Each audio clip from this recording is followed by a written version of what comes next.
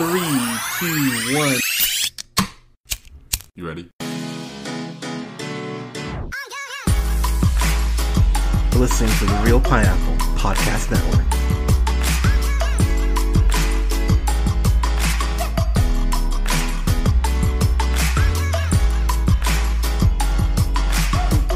Good evening, everybody. Thank you so much for listening. This is the Real Pineapple, and this is a very emotional Hunter coming to you here, and I'm here with Scott. Scott, how you doing, sir?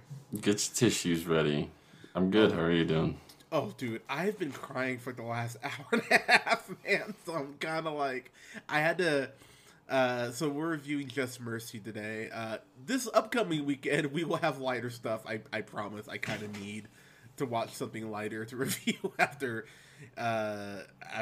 So Juneteenth, right, on Friday, this past Friday. I honestly, man, we always talk about keeping it real whenever we do a recording, and I gotta be real honest with you guys. I'm kind of wearing down a little bit, not as far as the podcast or anything, but just the amount of, I mean, dude, we got lynchings going on right now and shit. Like, there's a couple in California, there's one in Houston. It's just like, just being black right now, it's great to see the change and people educating themselves, but this shit is just, it's draining on the soul, man. It's very soul tiring. And so I have to issue a apology here on the pod. Not something I hope to do often, but I got a screener for Just Mercy last year. And to be honest, man, I just didn't get around to watching it. I'm just going to be completely honest. I was like, you know, I'll get to it. And it was one of those movies that kept putting off. So by the time I got to my best of, I still hadn't seen it. So that was April, I want to say, when I recorded my best of. And I gotta be honest, dude, if I had seen this last year, like, I honestly should have, and again, I'm genuinely apologizing on that front. So I know you weren't on it, but just real quick, if to indulge me here real quick. So my number one film last year was Parasite. Then it was 1917, Jojo Rabbit, Booksmart, Spider-Man Far From Home, Marriage Story, Avengers Endgame, Beautiful Day in the Neighborhood, Ford v Ferrari, Us. Right? That was my top 10. This would have been my number 5 last year, if I had honestly watched it. This is one of the best civil rights films I've seen in a while, and I actually think, and this might be a hot take, I think Jamie Foxx is better in this than he is in Ray.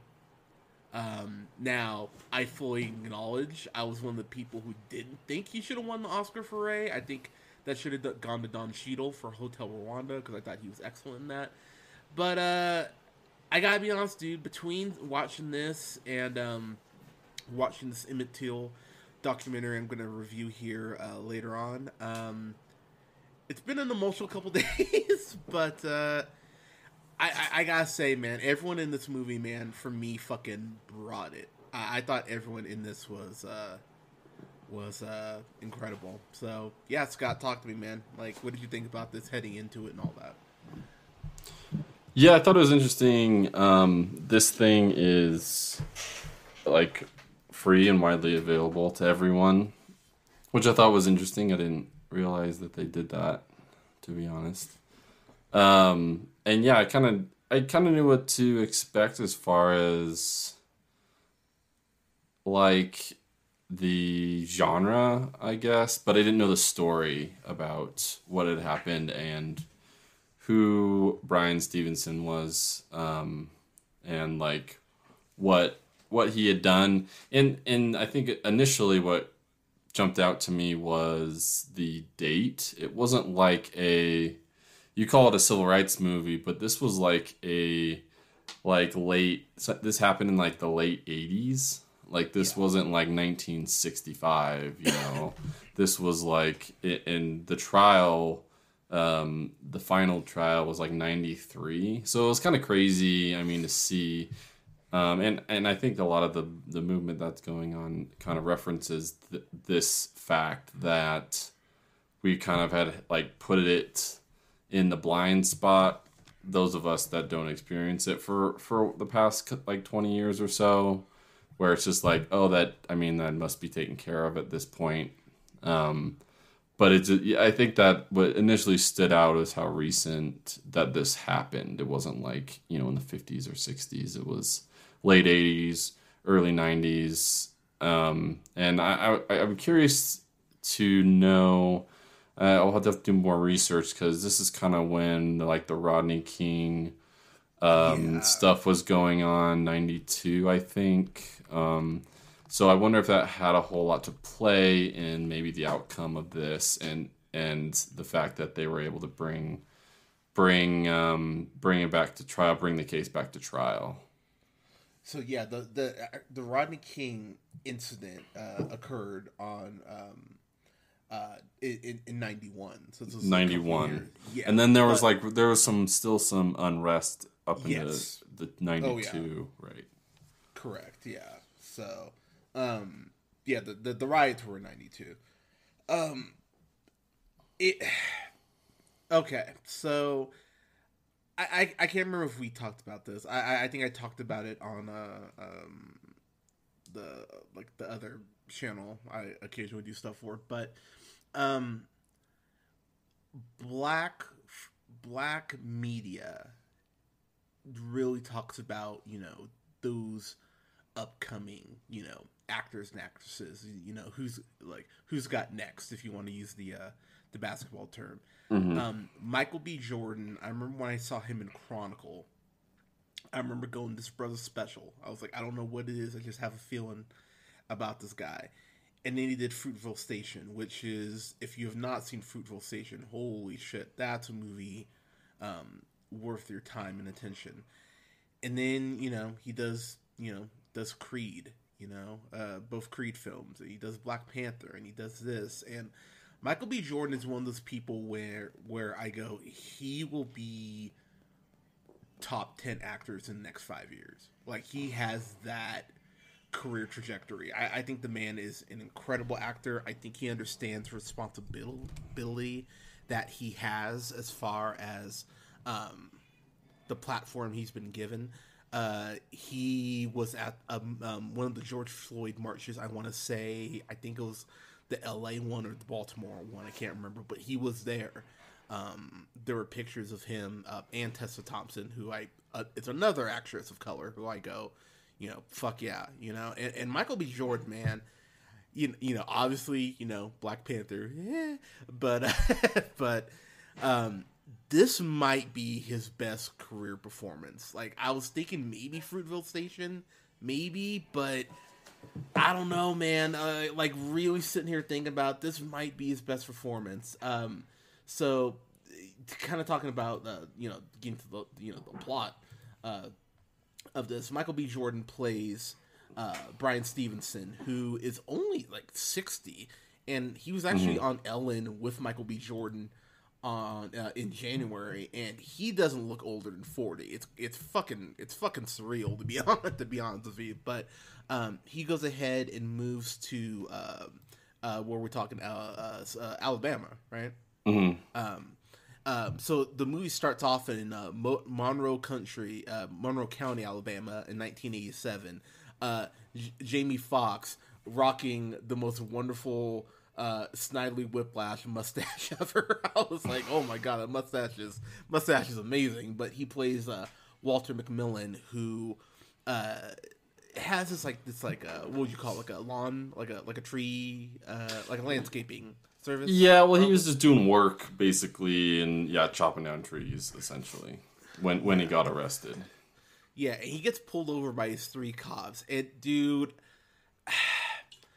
I have been like, we always make the joke that I don't drive, but I've definitely unfortunately been like stopped just walking by cops and had conversation where you're kind of like, oh man, this could go really badly really quickly. And it's really once the cop goes, "Oh man, you got some expensive rims there, boy." It's like, "Oh fuck," and he even has that look on his face, like, "Oh shit." And they pull him from the truck, throw him down, and he gets accused of murdering this. I'm completely blanking on the victim's name. I believe it was Rachel. I believe it was Rachel something. Yeah, I forget what the actual girl's name is. It's like 17-year-old or like 19-year-old, 18. Yeah, she was 18. I remember that specifically. 18-year-old like young white girl, basically, and he had been kind of like attached to this based on initially like he had been apparently cheating on his wife with a white woman or something, and then people started talking, and then kind of that's what led to this. I mean, obviously there's a lot that went on behind it, but initially his kind of view from the community was like he was like this. Turned out to be like people thought he was like a drug dealer or a gang leader just based off of that, and that kind of what led into it.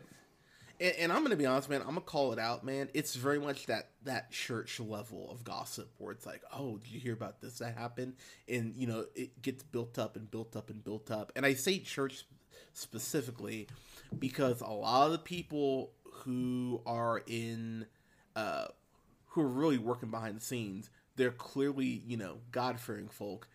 Clearly, that doesn't fucking matter as we get into what happened, but it really is that gossipy shit that goes ahead and elevates this man who, was stepping on his wife. Definitely not a good thing to do.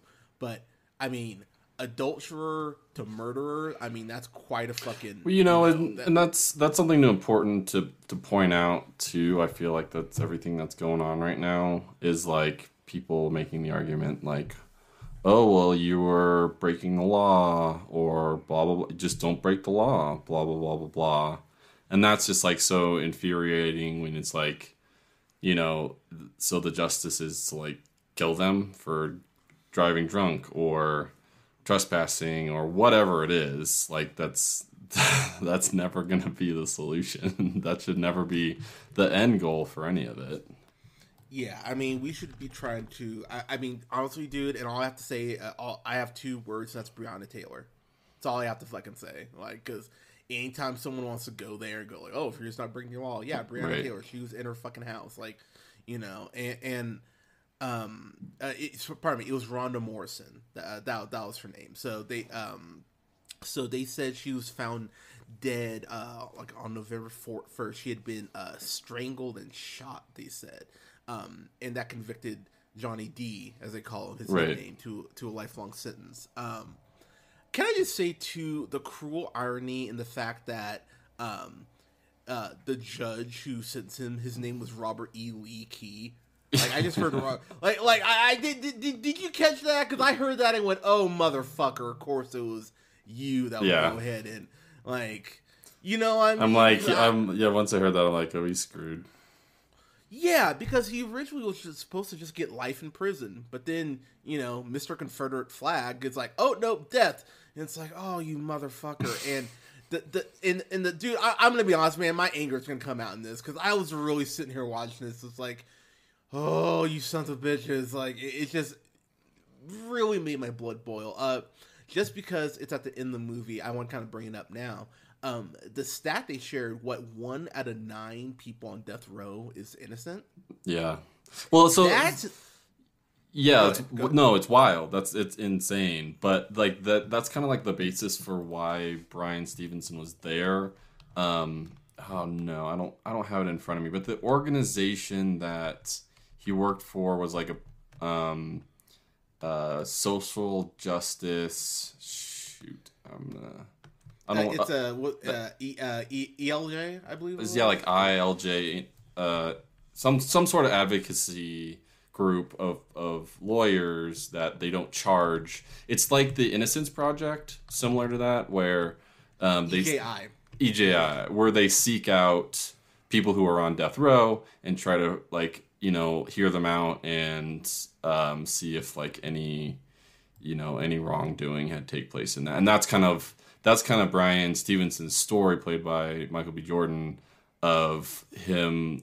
This is like one of the first real big cases that they have with it. But I mean, the stats are like astounding.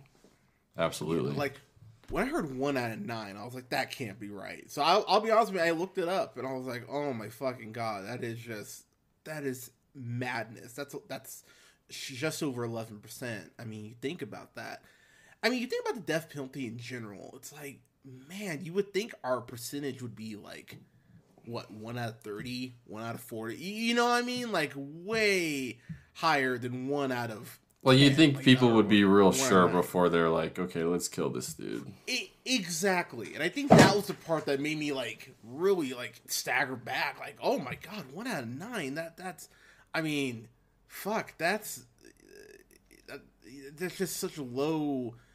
The odds are not nearly high enough to do something as egregious. And we do get to kind of witness an execution in this movie, which, I'll be honest, man... It takes a lot to make me turn away. That scene in the Green Mile, by the way, is still some of the saddest shit I've ever seen. I remember watching that going like, oh, you fucking evil-ass white people. Like, killing Michael Clark Duncan. Like, I remember being so mad. Because it's really the same thing. It's like, what the fuck? But Michael B. Jordan, though, Bryan Stevenson, when he goes to Alabama, they talk about the South and how, hey, you're going to Alabama. His mom, is talking to him like, the line she dropped that just gave me chills was where she goes, if something happens to you, I'm your parent. I still have to take care of your funeral arrangements. And I was like, it's like, that's never something that you should even have to tell your child, but unfortunately it's a very real possibility. And I know we're jumping around here a little bit, but there's this scene where Brian gets stopped by these cops, and dude, if I haven't wanted to jump into my TV and kick some people's asses more in a long time, man. Like that angered me in a way, like in the way the one cop goes, "We're letting you go. We're doing you a favor. You should be happy." I was like, "Oh fuck!" My blood was just boiling on that shit. But it does speak to the fact that Brian is trying to do something that really the other lawyers, and I think they say lawyers, that Jamie Foxx's character, that Johnny D had at least, what was it, 2 prior lawyers, I think they said? Yeah, he said, it's kind of like the same deal where people were coming in being like, hey, we can help you out here. We can kind of save you from death row, and then charging them a bunch of money, and nothing really happened. It really is crazy, because the thing I think this movie does so well is it portrays the insane amount of hoops that Brian has to jump through to try and get Johnny D off. Like, honestly, man, just watching it was fucking, like, exhausting. Just watching it. I can't even imagine, because there's a point where they're talking about the trial and everything, and, like, months are going by. I mean, it's a long-ass time he's working on this one fucking case, and you find out it's not just his case he's working on. He's working on, multiple cases, including another character in the film, Herbert. Like, Brian is stretching himself thin, and it really does speak to his work ethic. And it really, I found that part to be one of the most inspiring pieces, to be completely honest. I was like, wow, okay. Sorry. Go ahead, man. I mean, let's talk about Michael B. Jordan, man. What do you think of his portrayal? Excellent. He's just like solid in everything he does. Like he has like such a low floor for his acting that I think you kind of can like take it for granted, kind of as commonplace for him, because he's always such a like solid, like he doesn't even have like a lot of looks. Like, I don't even know how to describe that. Like he can display so much emotion in, like, he has so much range, but like he doesn't really have to do a whole lot to change. Like if he's like upset, he isn't like this big upset character. You can just kind of see it in his face, or if he's happy or sad. They're just like he uses his face so well to portray his emotions, and I think it's another solid performance by him. I don't know if it's his like best performance I've ever seen, but it's like I said, he has such a high floor for his acting from what I've seen that like he doesn't need to be some like the star. He's always just super solid. Yeah, he does that sorry, I don't know what happened to my speech here. That great lower lip tremble when he's like upset. Like he has that shit fucking down. It's almost like his blue steel. It's like, oh my god, like when he starts doing that, you're like, oh shit. There's a scene where he goes to visit Johnny D in prison, and this guard makes him disrobe, and Scott, I'm gonna be honest, man. That's when my hand started balling up in a fist. I'm like, that was pretty early too. It was like he just goes to interview like his clients and try to get some testimony from them in the jail, and they don't even. The guy's like, "All right, we're gonna need you to go take off your clothes." It's like attorneys don't need to be strip searched, and it's like, and the guard was like, "Here you do." And so he makes him strip down completely unnecessarily and like embarrasses him. And it's just like what I was thinking the whole time, I was like, is this guard getting off to this, or like what is his huge play here in the grand scheme of things? It's like so ridiculous. Yeah, it really is. And I think that's the part where, you know, I had to tell my friend, I'm like, look, man, like, this is, you know, some people are going to watch this movie and think it's so far out of the realm of possibility. And the scary thing, it's not. This is based on a true goddamn story, so clearly it's not out of the realm of possibility. And I would really encourage people to not have that, but it's just a movie, or it only happened once mindset. Because you know what? Everything happens once until it's a pattern.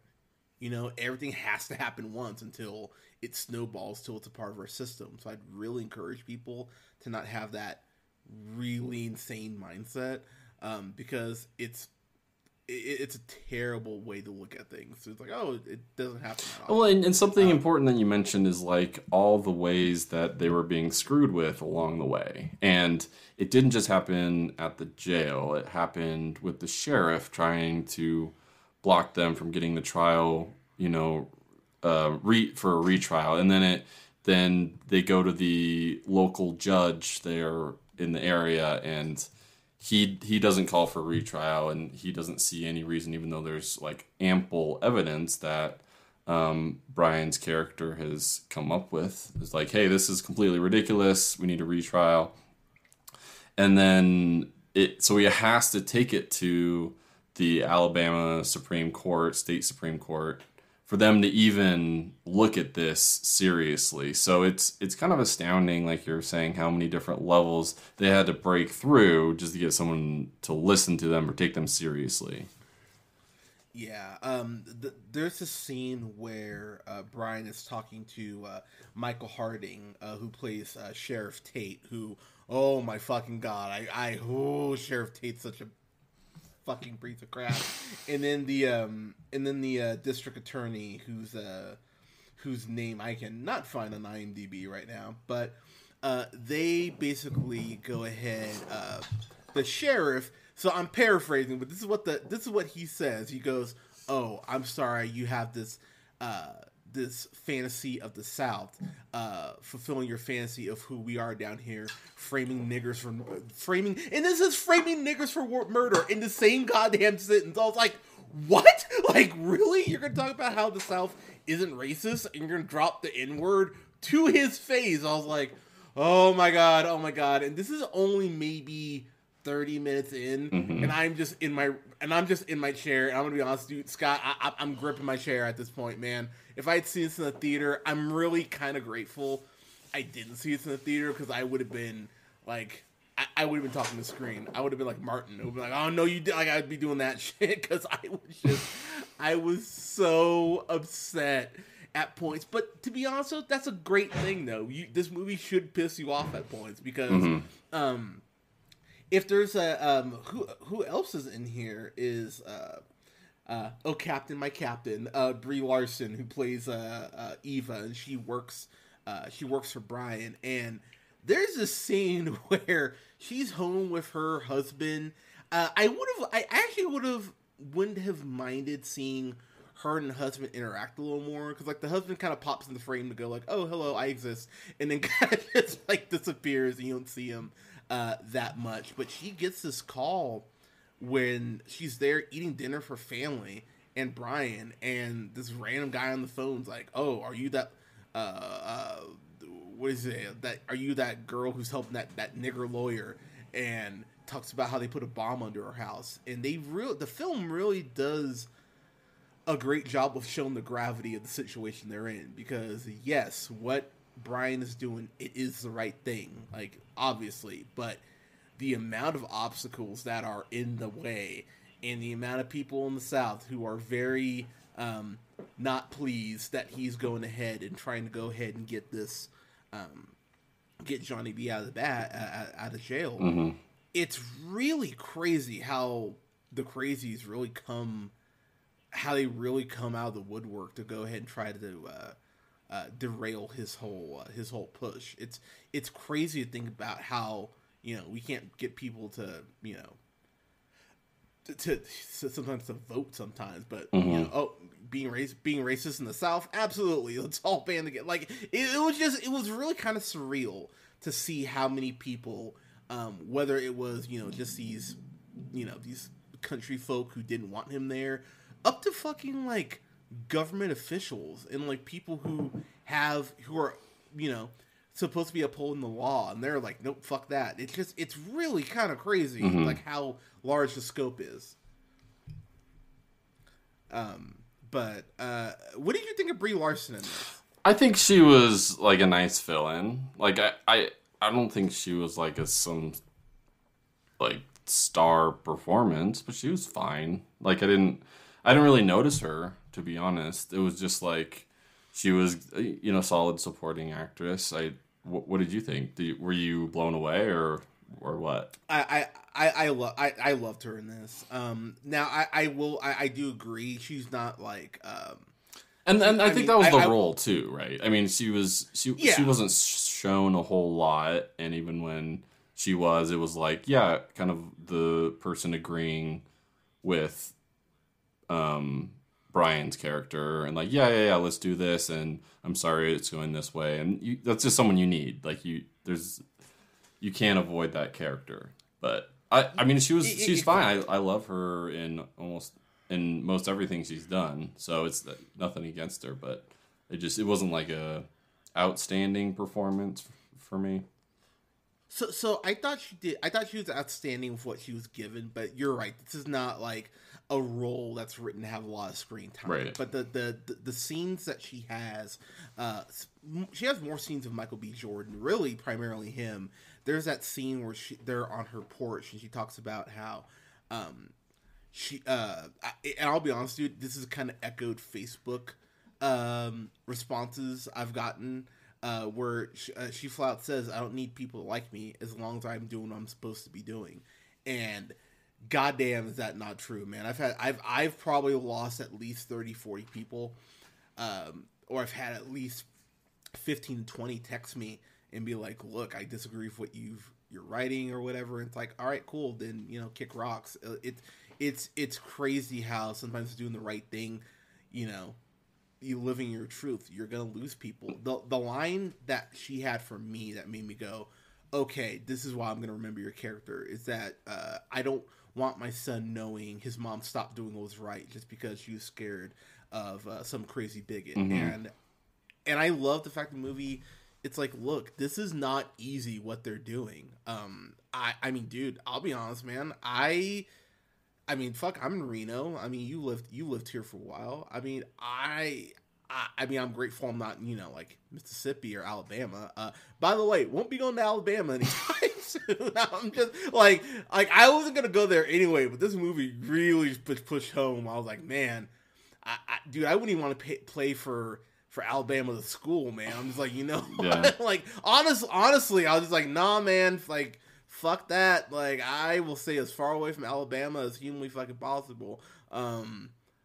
Unless we're giving out PS5s and maybe I'd go, but outside of that, but yeah, man, Alabama is not cool, and I think people forget.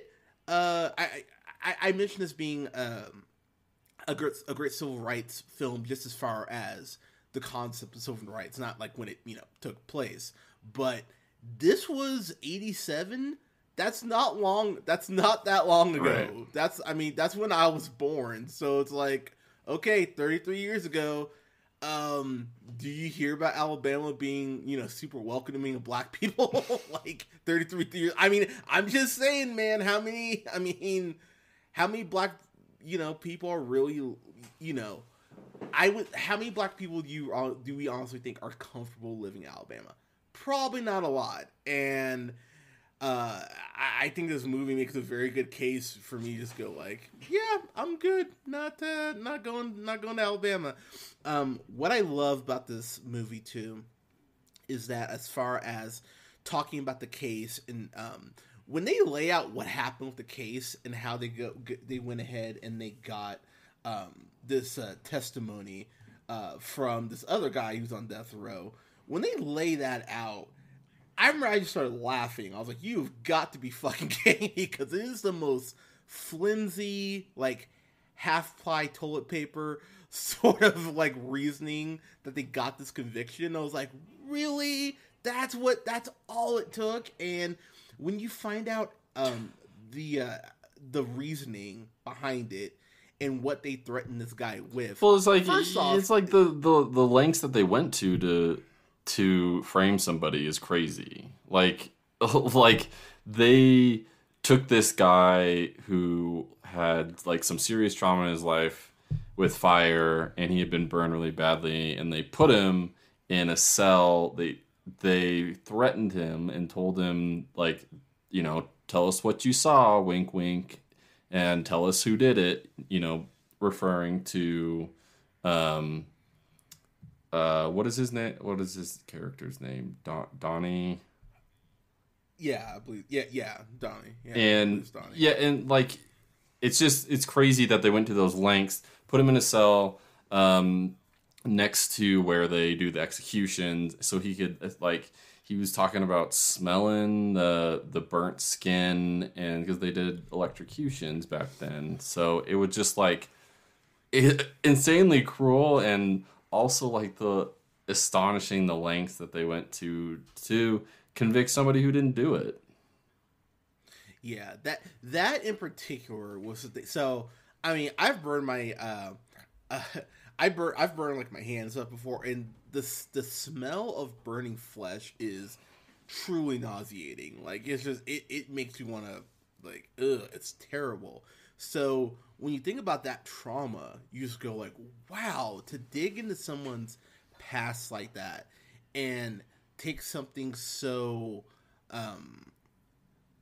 to just go ahead and work someone's fear like that is so genuinely evil. It's just like, wow. And that's a great point. You brought up Scott. Yeah, I mean, they used to do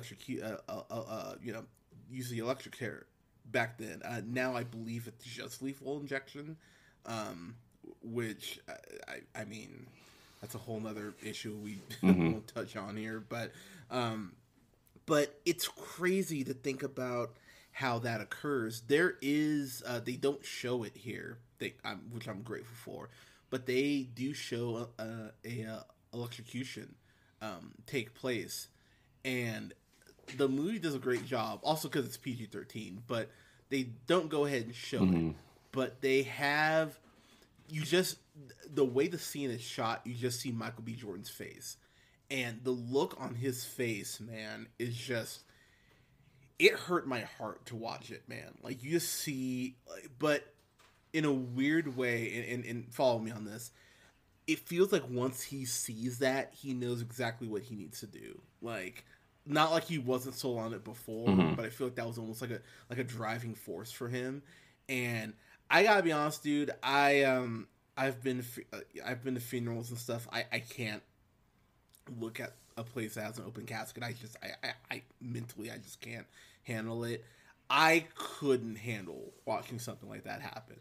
Like, your heart just breaks for him, because it's like they're playing his song, Herb's song, when he's getting executed, and you're just like, oh my god, this is just hard to watch. And and the thing that I just started breaking down, I cried at multiple points in this movie, but there's a point where Herb, tells Brian that, I don't have any family left, so I asked the army to mail my flag to you. Like, I hope that's okay. And I just broke down. I was like, oh, son of a bitch. And, he tells him that he'd be honored, and then, you see what happens. Mr. Myers is the guy we're talking to, who's being blackmailed, and that shit was just, I know we talked about it just now, but that in itself is a brilliant scene. The first time that Brian goes to jail to interview him,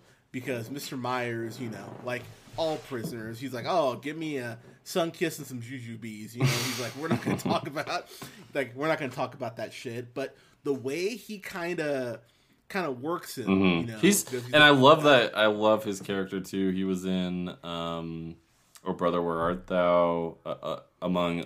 That's where I recognize him from. Thank you, bug the hell. Yeah, and he's such a great actor, and even in this, like, the ability to maintain that kind of like side mouthy kind of talk, and like hit the scars, and he was kind of like blinking a lot, and like really kind of almost neurotic feel to it. I think he absolutely nailed that role. Yeah, I do too. So, wow, and I know we've talked about Michael B. Jordan, we talked about Brie Larson a little bit. I gotta give props to Jamie Foxx, man. I thought Jamie Foxx was excellent in this, and when the Oscars came out, I said, hey, Brad Pitt totally deserves Best Supporting Actor for Once Upon a Time in Hollywood. I think Jamie Foxx might have deserved it more, if I'm being completely honest. I'm just like, okay, because I'm sitting there watching this, man, and the line, and this is maybe 25 minutes in, the line Jamie Foxx drops where he goes, the only suit they want to see nigga in is the suit I have on. I went, oh man, that's really depressing, but in Alabama, really fucking accurate, and honestly, a lot more places than it should be accurate. And that line in particular kind of made me go, oh, we're off to the races, kind of to the races. But I know I need to get one joke in on this fucking review. But Jamie Foxx is incredible in this, man.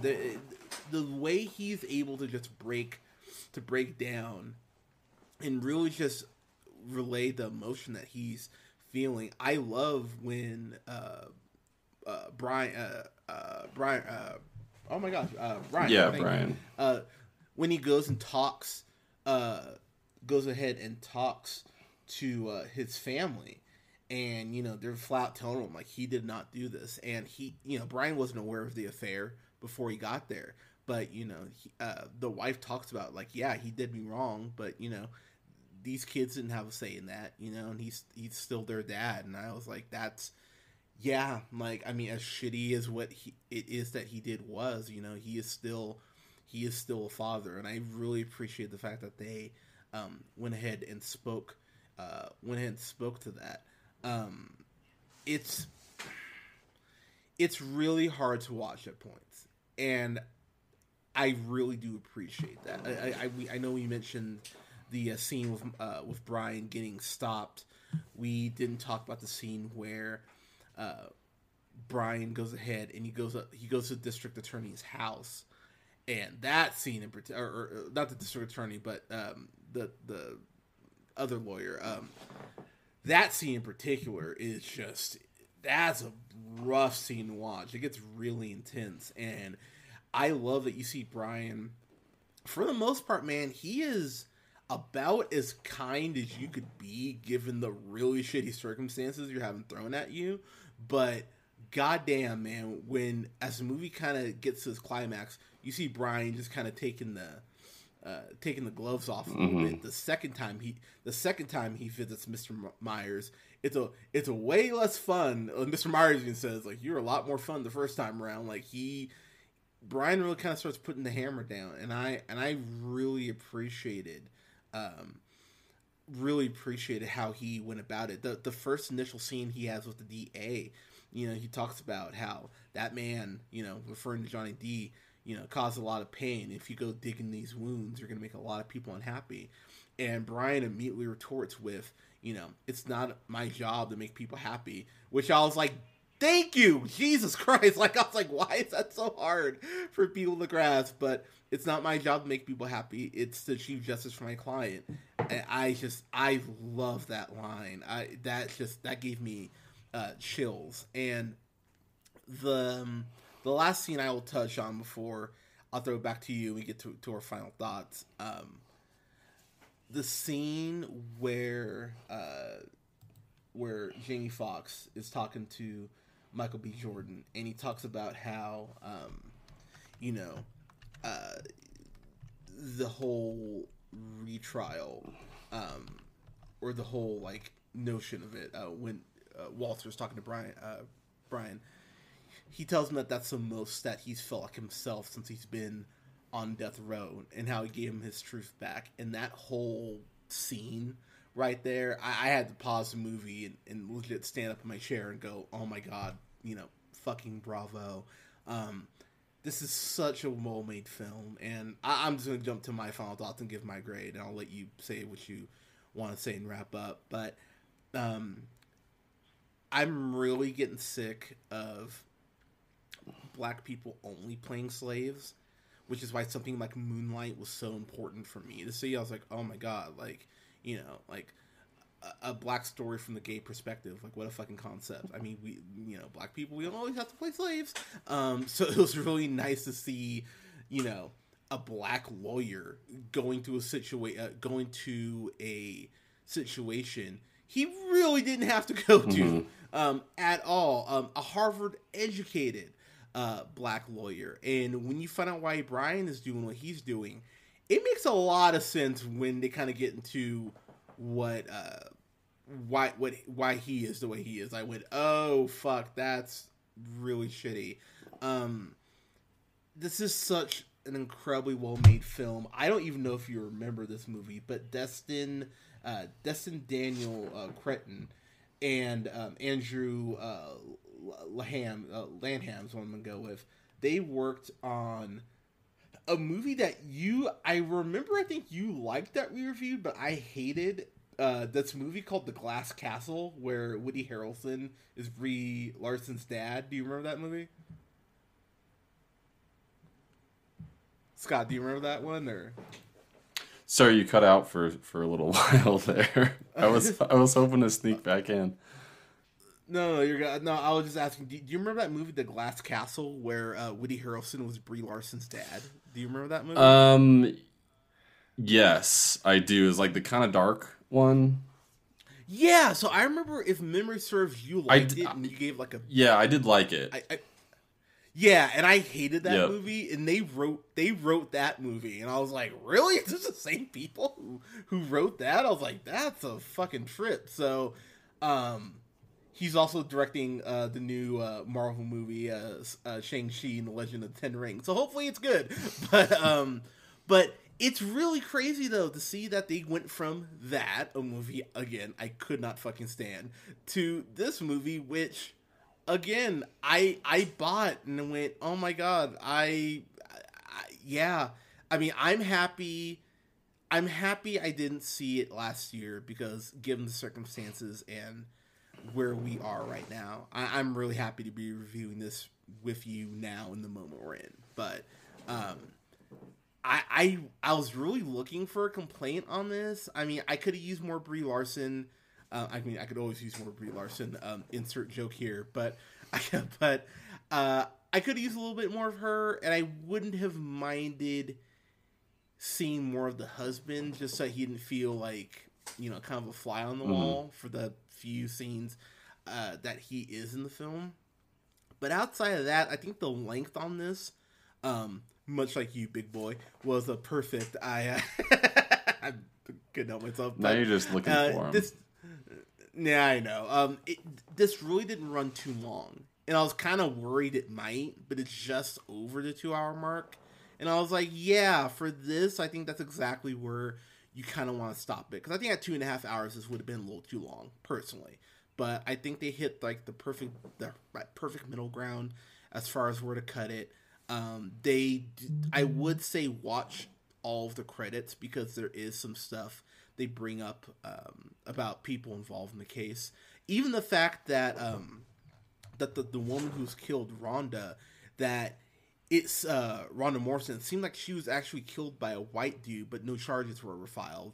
And then that asshole sheriff got reelected 6 more times, I believe it was, after this case. I was like, wow, that's some bullshit. So yeah, yet another reason not to go to Alabama. But for me, man, yeah, this is a fan fucking tastic, top to bottom, left to right. The direction was great. The courtroom scenes were excellent. That was some of the stuff I was like, okay, this is how you do this. And the score wasn't overwhelming, but it picked up when it needed to, and it's subtle in other places where it needed to be. So for me, it's a fan fucking tastic. But yeah, Scott, I'll let you wrap up your final thoughts and your grade, sir. Yeah, I mean, agree with a lot of what you're saying.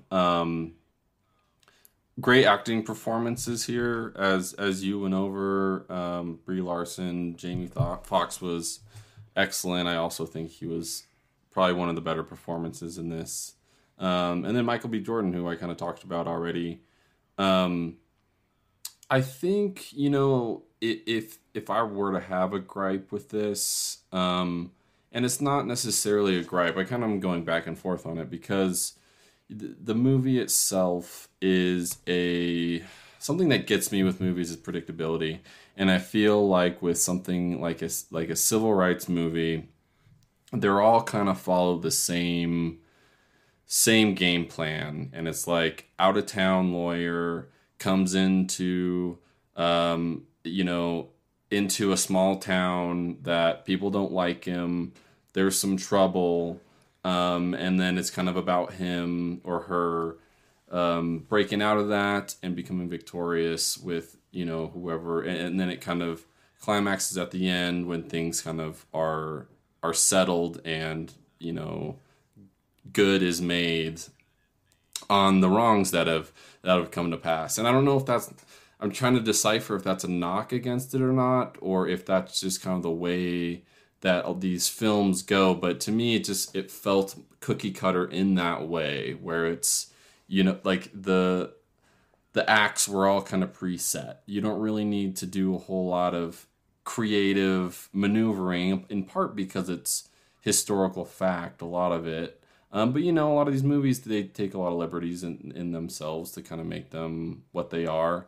But yeah, I really enjoyed it, and it's like definitely an important piece, kind of referring back to a review we just did called The Five Bloods, the Spike Lee joint. And this was definitely more poignant and less, kind of off the seat of their pants. And, in part because this was based in historical fact. But this isn't going to be like an exciting movie per se, although there are exciting points, like where Brian is arrested or pulled over and threatened, things like that. But this is like a very straightforward, what you're going to get out of it. And I think it's an important movie, and there's great themes and there's great acting. So it's everything you want. But it just wasn't like something new that I hadn't seen before. And that would be my only gripe with it. And I think it's an A for my grade. It's not fantastic because I just feel like I've seen this movie, multiple times before with, insert different characters here, but the acting is top notch. And, for a movie like this that they're releasing free, it's kind of surprising that they were able to get these big name actors, Jamie Foxx, Brie Larson, Michael B. Jordan, what's his name? Tim, Oh Brother Where Art Thou guy, Tim Nelson. And they're all excellent in this. So I highly recommend go see this. Very poignant right now, and it's free. So you don't really have an excuse not to. Yeah. Well said. I was sitting here, I was like, I'm not going to lie. Like, the Five Bloods, I was kind of like, all right, fine. I was like, if he goes lower than an A on this, I'm going to be like Scott, come on. No, this is a great movie. But it's a quote unquote civil rights movie, even though it was in the late 80s, early 90s portrayed as. But it's, it is what it is. Like, you're going to get, what you're getting into. Yeah. And I think, like, how do I put this? I get I don't agree with what you're saying, but I get what you're saying, because I mean, you do see you see enough of these, and I think the lines start to get blurred, and I think that the conversation you have to have is what separates this from like something like Selma, for example. Just to throw that. And I want to add too. I feel like a lot of these are very uplifting and positive towards the end. And I think it's important to kind of keep that reminder in there that it's not like over, like that everything is like good now. And I feel like that's where a lot of like this, the civil rights movement happened, and then everything that happened afterwards, and then there's movies made about it and things like that. And it was more of a like, oh, we'll see, and now it's all fixed. And I think it's important that we're doing it now, where it's like things are definitely not fixed, and it's a process, it's a continual process to eradicate systematic racism. And like so I think sometimes when I get to the end of these, it's like kind of like throw a Disney bow on it, and they won and blah blah blah blah blah. And I think sometimes I'm looking for the kind of the rawness in it of like, they highlighted this case and they won, but then let's remind everybody this is still going on. And I did appreciate the fact that at the end of the movie, it does talk about the fact that, look, I mean, you don't get those happy endings. I mean, look, Rhonda seemingly, I mean, she didn't get justice for, her right. murder. That asshole sheriff, got reelected like 6 more times. They talk about the organization that we were talking about earlier. I mean, the fact that they've helped get, I think I saw like quite a few people. I think it was over a couple hundred, off of death row, the whole equal justice initiative. But it's crazy though that we need something that intense to do something that our system should have been built for anyway. Like I think that's the part where I think you hit the nail on the head. This is still going. This is not, like, just because this story's over doesn't mean that the system is fixed. We still need to keep pushing. But yeah, guys, you can rent this for free. You can buy it for $5 in HD. I mean, I bought it. I was like, you know what? Hell yeah. So, this will join one of those movies that whenever I need a good cry, I'll put this on, because yeah, I definitely have that list of movies where it's like, I just need to cry for a bit. It's like, okay, put this on. But guys, Just Mercy, have you seen it? Let us know what you thought in the comments below. I said we would have positive review or more fun reviews coming up. So we're reviewing this weekend. We're reviewing Training Day, which I am so goddamn excited to review Training Day. Alea hasn't seen it, so we might watch that tomorrow, maybe. I love Training Day. And we're going to review the first Avengers, because the podcast wasn't a thing when that came out, so... I think, haven't we reviewed that? I feel like we've reviewed that. We have not. We have not reviewed the first Avengers. We've reviewed every other Avengers except for the first one. Okay. I checked. I'll allow it. But go ahead and like us on Facebook at The Real Pineapple. Go ahead and follow yours truly on the Twitter at jhunterrealpineapple. You can follow Scott on Twitter the at first.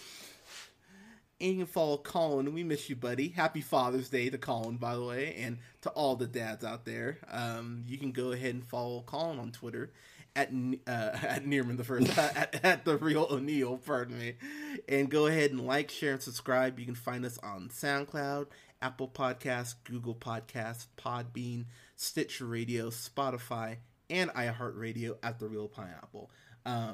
Guys, thank you so much for listening. Thank you so much for your support. Please stay safe out there. Again, happy Father's Day to all the dads out there. And if you're a mom playing both roles, happy Father's Day to you too. Stay safe out there. Love each other, and we'll talk to you guys soon.